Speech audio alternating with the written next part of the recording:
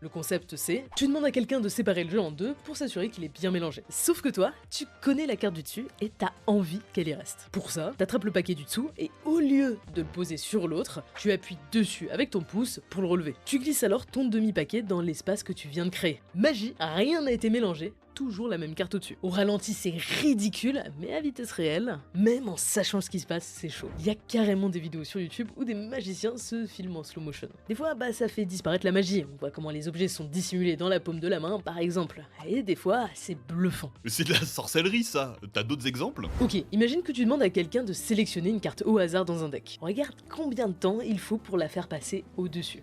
Okay. At speed, it's gonna look like that.